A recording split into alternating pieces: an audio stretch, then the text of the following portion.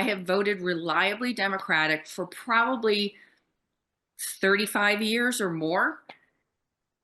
Am I the base? Because I am not progressive. So, Nomi, when you mention, oh, it could be the next Bernie would be the person that Democrats would, support.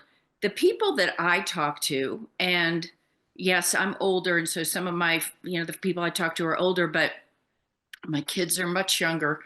And even when I talk to them, Democrats want a winner. And I'm what I hear from the people that I know is that they want somebody, they want the party to come together. They worry about a woman. They worry about putting a gay person having as a nominee just because they want the most electable person to win in 2028. So first off, who is the base? Am I the base? I don't think I'm included in the base. And when you consider someone like myself, who is not progressive, who isn't going to support the progressive candidate, where do you go from there? Because the names that get thrown out are mostly progressives. Brilliant question. Hey, Nomi, first. I think some of this is manufactured media constructs.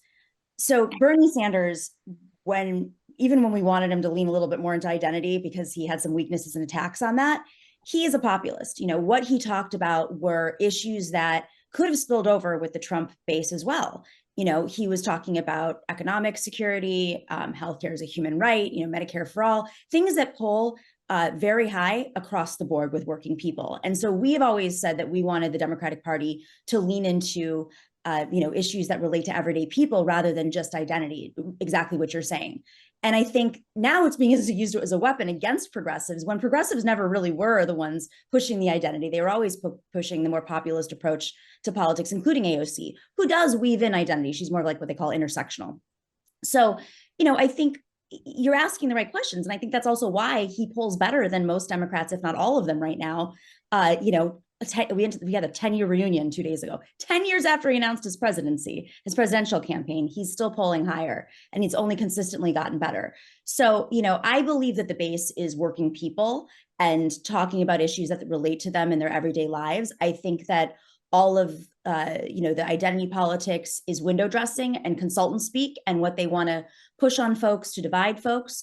But at the end of the day, I would go to a Bernie rally and I would be next to a firefighter, and I would be next to a worker at one of the hotels in Nevada, and students who were saddled by student loan debt. It was a pretty diverse audience, and I think that's what we need with our next candidate, is somebody who can bring in the most people together with all different backgrounds with the same concerns and needs.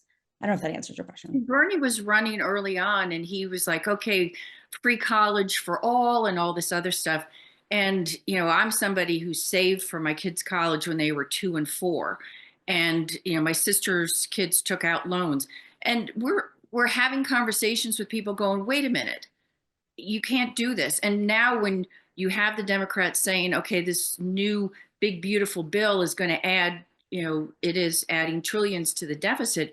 How can the progressives go out there and say that they want all this stuff that's free for all? You can't. It's a different environment right now, in my opinion, as a voter.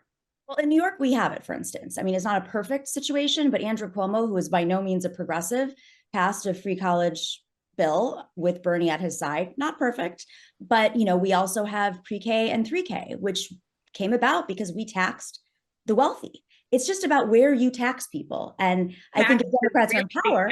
In New York are ridiculous. I lived there for years. I had a 1,800 square foot house built in 1962, and I was paying $11,500 in real estate taxes. I moved to North Carolina, buy a house that's 3,500 square feet, and I paid $2,300.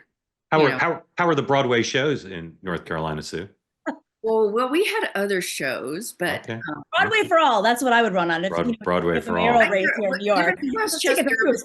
I never got down to see Broadway, except when I was living in the city. So, but what Sue's talking about is why Republicans are going to have an electoral math advantage pretty soon, which is that a lot of people are moving from higher expense states to lower expense states, and we're seeing, we will see in the next census a whole bunch of electoral votes added to southern states that vote Republican.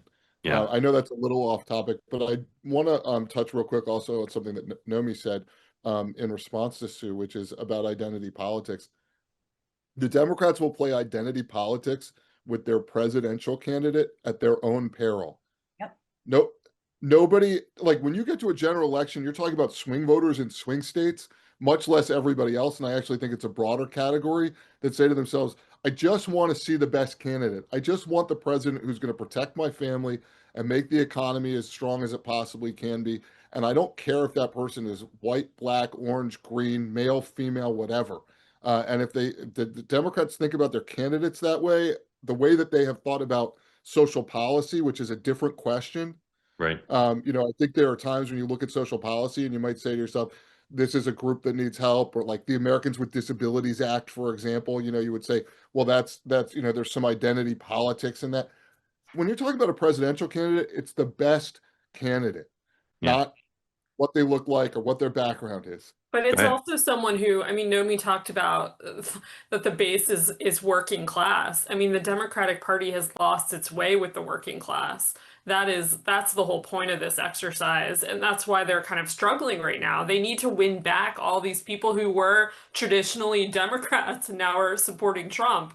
The Republican Party is doing a much better job than the Democratic Party has done for years in speaking to those people. And those people are drawn to the Republican Party, and they shouldn't be. I mean, I think the parties have flipped in a way.